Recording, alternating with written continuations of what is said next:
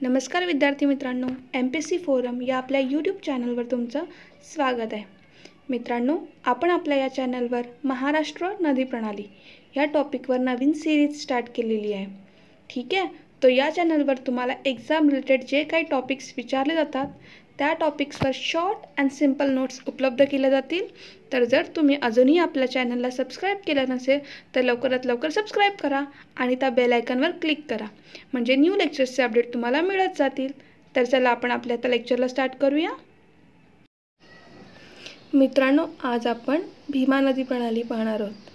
ह्यापूर्वी आपण गोदावरी आणि कृष्णा नदी प्रणाली पाहिलेलीच आहे. तो या लेक्चरमध्ये आपण भीमा नदीबद्दल पूर्ण माहिती घेणार आहोत. ठीक आहे, म्हणजे एक्झाममध्ये जे काही टॉपिक्स तुम्हाला विचारले जातील ते सर्व टॉपिक आपण आज या लेक्चरमध्ये पाहणार आहोत. तर आपण लेक्चर स्टार्ट करण्यापूर्वी एकदा ते टॉपिक्स पाहूया. तर फर्स्ट टॉपिक आहे भीमा नदीचा उगम, म्हणजे भारतामध्ये महाराष्ट्रात तिचा उगम होतो आणि महाराष्ट्रातील कोणत्या जिल्ह्यात तिचा उगम होतो हे पाहणार आहोत. आणि मग तिची टोटल लांबी, भारतामध्ये किती लांबी आहे, महाराष्ट्रामध्ये किती लांबी आहे. त्यानंतर पाहणार आपण तिचे राजकीय क्षेत्र. ठीक आहे, म्हणजे ती भारतातील किती राज्यांमधून वाहते आणि आपल्या महाराष्ट्रातील किती जिल्ह्यांमधून तिचा प्रवाह जातो. त्यानंतर आपण तिच्या उपनद्या पाहणार आहोत सर्व, आणि मग या सर्व उपनद्या आपण नकाशाच्या थ्रू पाहणार आहोत. आणि मग सर्व संगम आणि आपल्या भीमा नदी प्रणालीवरील सर्व प्रकल्प, म्हणजे कोणकोणते प्रकल्प त्याच्यावर उभारलेले आहेत.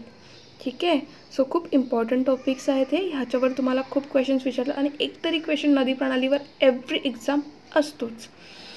तो आणि तुम्ही आहे ना, गोदावरी आणि कृष्णा हे जर लेक्चर पाहिले नसतील तर त्याची लिंक मी दिलेली आहे डिस्क्रिप्शन बॉक्समध्ये, तर नक्कीच जाऊन पहा.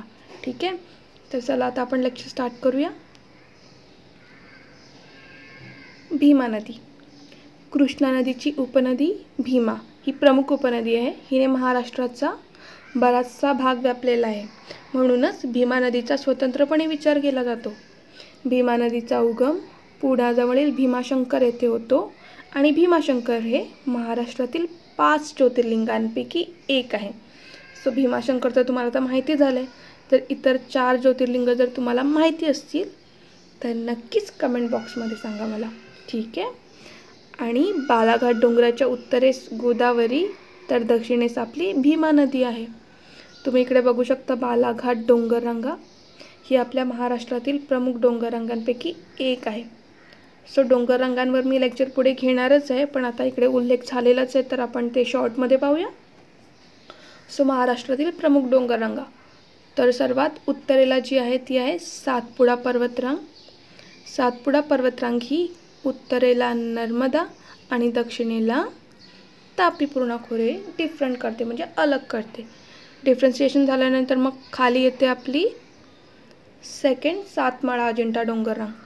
सातमाळा अजिंठा डोंगररांग उत्तरेला जी तापी तुम्हाला दिसते आणि खाली आहे गोदावरी नदी. हे 2 नद्यांची खोरे अलग करते. आणि मग थर्ड कोणती आहे आपली हरिश्चंद्र बालाघाट डोंगररांग. हरिश्चंद्र बालाघाट डोंगररांग उत्तरेला गोदावरी आणि दक्षिणेस भीमा नदी ह्या 2 नद्यांची खोरी अलग करते. आणि फोर्थ आहे महादेव डोंगररांग.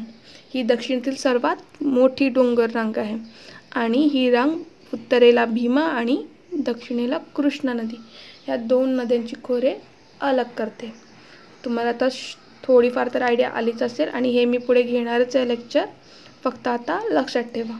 ठीक आहे, आणि तुम्हाला काहीही डाऊट असेल तर तुम्ही कमेंटमध्ये नक्कीच सांगा मला. ठीक आहे, पुढे जाऊया.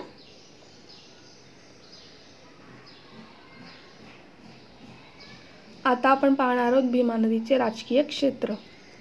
राज्य. भीमा नदी आपल्या देशात फक्त 2च राज्यांमधून वाहते. एक तर आपला महाराष्ट्र जिथे तिचा उगम होतो. कुठे होतो उगम? भीमाशंकर येथे. ठीक आहे, आणि मग कर्नाटकमधून ती बंगालच्या उपसागरास मिळते. बंगालच्या उपसागरास मिळते म्हणजे ती एक पूर्ववाहिनी नदी आहे. लक्षात ठेवा, भीमा नदी ही एक पूर्ववाहिनी नदी आहे. त्यानंतर जिल्हे. मुख्य नदी भीमा ही आपल्या फक्त 2च जिल्ह्यांमधून वाहते, पुणे आणि सोलापूर. किती जिल्ह्यांमधून? महाराष्ट्रातील 2 जिल्ह्यांमधून, पुणे, सोलापूर, आणि त्यानंतर ती कर्नाटकमध्ये जाते. ठीक आहे, नदी खोरे, इकडे कन्फ्यूज होऊ नका. मुख्य नदी आणि नदी खोऱ्यामध्ये नदी खोऱ्यामध्ये तिच्या सर्व उपनद्यासुद्धा येतात. आणि कुठे वाहते नदी खोरे? पुणे, सोलापूर, अहमदनगर, सातारा आणि उस्मानाबाद. ठीक आहे, लक्षात राहील ना तुमच्या? आता आपण तिची टोटल लांबी पाहूया. भारतामध्ये तिची टोटल लांबी आहे 860 किलोमीटर. किती लांबी आहे तिची? 860. आणि महाराष्ट्रामध्ये 451 किलोमीटर. लक्षात ठेवा, याच्यावर क्वेश्चन विचारला जातो. भारतामध्ये 860 आणि महाराष्ट्रामध्ये 451. आणि भीमा नदीचे नदी प्रणालीचे क्षेत्रफळ आहे टोटल 46,184 चौरस किलोमीटर. ठीक आहे, क्वेश्चन कसाही विचारला तरी तुम्हाला तो अटेम्प्ट करता आला पाहिजे. हे विचारतात, नद्या देतील तुम्हाला महाराष्ट्रातील आणि मग तिचे किती टोटल लांबी आहे ते देतील आणि मग जोड्या लावामध्ये तुम्हाला विचारू शकतात. पुढे जाऊया. आता आपण पाहणार आहोत भीमा नदीच्या उपनद्या. डावीकडून भीमा नदीला कुकडी, घोड, वेळ, मीना, सीना आणि भोगावती या नद्या मिळतात. आणि उजवीकडून भामा, इंद्रायणी, पवना, मुळा, मुठ्ठा, कर्रा, निरा आणि मान या नद्या तिला उजवीकडून मिळतात. ठीक आहे, लक्षात राहील. थोड्या रायमिंग वर्ड्स पण आहेत, जसं कुकडी, घोड, वेळ, मीना, सीना, भोगावती. डावीकडून आणि उजवीकडून भामा, इंद्रायणी, पवना, मुळा, मुठा, कर्रा, निरा आणि मान ह्या नद्या आपण मॅप थ्रू एकदा पाहणार आहोत, म्हणजे जास्त लक्षात राहील. आणि तुम्हीसुद्धा हेच करा मित्रांनो, एकदा ह्या नद्या वाचा, मग पुन्हा एकदा रिवाईज करा आणि मग ह्या सर्व नद्या मॅपमध्ये प्लॉट करण्याचे ट्राय करा न बघता.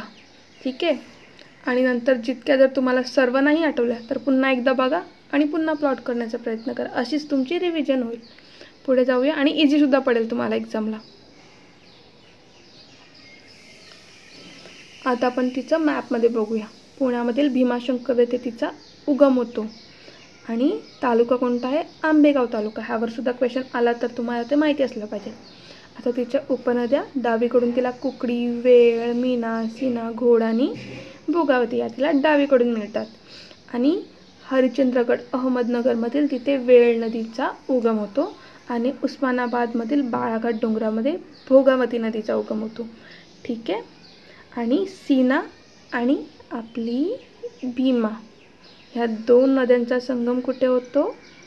कुंडल या ठिकाणी. हे आपण पुढे पाहणार आहोत, पण जस्ट आता लक्षात ठेवा.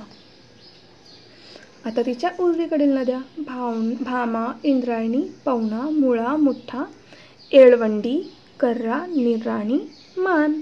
ठीक आहे, सो लक्षात राहील तुमच्या भामा, इंद्रायणी, पवना, मुळा, मुठ्ठा, कर्रा, निरा आणि मान. ठीक आहे, मी हे घेतलेलंच आहे इकडे, तुमच्या लक्षात राहिलंच असेल. चला मग आता पुढे जाऊया का आपण? आता त्याचे संगम बघूया आपण. संगम भीमा आणि कृष्णा या दोन नद्यांचा संगम कर्नाटकमध्ये होतो. मी सांगितलं ना, कृष्णेची उपनदी, प्रमुख उपनदी ही भीमा आहे आणि या दोन नद्यांचा संगम कर्नाटकमधील कुरुगुड्डी, रायचूर येथे होतो. लक्षात ठेवा, ह्याच्यावर सुद्धा क्वेश्चन ऑलरेडी विचारलेला आहे. त्यानंतर भीमा आणि इंद्रायणी या दोन नद्यांचा संगम पुणे जिल्ह्यातील तुळापूर या ठिकाणी होतो. आणि मुळा आणि मुठा या दोन नद्यांचा संगम, ॲक्च्युली हे दोन्ही नद्यांच्या संगमावर पुणे वसलेले आहे. ठीक आहे, आणि भीमा आणि नीरा या दोन नद्यांचा संगम सातारा, नीरा नरसपूर या ठिकाणी होतो. कर्रा आणि नीरा या दोन नद्यांचा संगमसुद्धा सातारा जिल्ह्यात होतो, सोनगाव या ठिकाणी. मान आणि भीमा या दोन नद्यांचा संगम सातारा जिल्ह्यातील उंचेवन या ठिकाणी होतो. इम्पॉर्टंट आहे हे टॉपिक. ह्यामध्ये तुम्हाला दोन नद्या लक्षात ठेवायच्या आहेत, त्यानंतर कोणत्या जिल्ह्यामध्ये होतो आणि प्लेस कोणता आहे हे सुद्धा लक्षात ठेवायचे. ते रिवाईज करा म्हणजे लक्षात राहील. आणि हे सुद्धा तुम्ही मॅपमध्ये प्लॉट करा. नद्यांचे जे उपनद्या तुम्ही बघणार आहात ना, तिथेच तुम्ही हे सुद्धा प्लॉट करा. ठीक आहे, म्हणजे रिव्हिजन एकाच मॅपमध्ये तुमचं सर्वच होईल. पुढे जाऊया. पुढचे संगम आहेत भीमा आणि सीना या दोन नद्यांचा संगम सातारा जिल्ह्यातील कुंडल या ठिकाणी होतो. हे मी मॅपमध्ये ऑलरेडी प्लॉट केलं आहे. भीमा आणि वेळ या दोन नद्यांचा संगम पुण्यामधील तळेगाव, धामधेडे या ठिकाणी होतो. आणि कुकडी आणि घोड ह्या दोन नद्यांचा संगम पुणे जिल्ह्यातील शिरूर या ठिकाणी होतो. कुकडी, घोड पुण्यातील शिरूर. मुळा, मुठा आणि भीमा या 3 नद्यांचा संगम इम्पॉर्टंट आहे, लक्षात ठेवा. मुळा, मुठा आणि भीमा या 3 नद्यांचा संगम पुणे जिल्ह्यात रांजणगाव या ठिकाणी होतो. ठीक आहे. सो तुम्ही अगोदर पुण्यामधले बघा, मग साताऱ्यामधले बघा, अशा जिल्हा-वाईज बघा कोणकोणत्या नद्यांचे संगम कुठे कुठे होतात. जसं लक्षात ठेवता येईल तसं लक्षात ठेवण्याचा प्रयत्न करा. ठीक आहे. आता पुढे जाऊया आपण आता भीमा नदी प्रणालीवरील सर्व प्रकल्प पाहूया. पहिला प्रकल्प आहे घोड धरण. घोड धरण नदी कोणती आहे? घोड नदी. घोड धरण घोड नदीवर पुणे या ठिकाणी आहे. मुळशी धरण मुळा नदी. मुळशी धरण मुळा नदी पुणे जिल्ह्यामध्ये. तिसरा प्रकल्प भाटघर धरण. भाटघर धरण येळवंडी नदी पुणे जिल्हा. चौथा आहे पाणशेत धरण. पाणशेत धरण अंबी नदी पुणे जिल्हा. हे सर्व पुण्यामधले आहेत. ठीक आहे. खडकवासला धरण मुठा नदी पुणे जिल्हा आणि वरसगाव धरण मुळा नदी पुणे जिल्हा. सो लक्षात ठेवा, पुण्यामध्ये टोटल आपले किती आहेत? 6 प्रकल्प उभारलेले आहेत. मग त्या प्रकल्पांची नावं बघून लक्षात ठेवा आणि ते कोणत्या नदीवर. तसं हा तर इझी आहे, घोड धरण घोड नदी, राईट. आता मुळशी धरण मुळा नदी, हे पण थोडं लक्षात ठेवता येईल. मुळशी मुळा अशी काहीतरी तुम्ही ट्रिक्स बनवा आणि लक्षात ठेवा. ठीक आहे. 6च आहेत. पुढे जाऊया. 7वा आहे उजनी धरण भीमा नदी सोलापूर. हा तुमच्या लक्षात असेलच. उजनी धरण सोलापूरमधील भीमा नदीवर आहे आणि वीर धरण सातारामधील नीरा नदीवर आहे. वीर नीरा. ठीक आहे. सो आता आपलं झालेलंच आहे प्रकल्प. सो मित्रांनो, याच्यावर काही डाऊट्स असतील तर तुम्ही नक्कीच कमेंटमध्ये सांगा. ठीक आहे. आता आपला लेक्चर संपलेला आहे. जर तुम्हाला लेक्चर आवडला असेल, यूजफुल वाटला असेल तर नक्कीच लाईक आणि सबस्क्राईब करा. ठीक आहे. आणि आपल्या फॅमिलीमध्ये सामील व्हा. आणि आता पुढच्या टॉपिकमध्ये आपण बघणार आहोत. जसं आता गोदावरी झाली, कृष्णा झाली, भीमा झाली, तो पुढचं असणार आहे तापी पूर्णा नदी. ठीक आहे. सो भेटूया पुढच्या लेक्चरमध्ये. थँक्यू.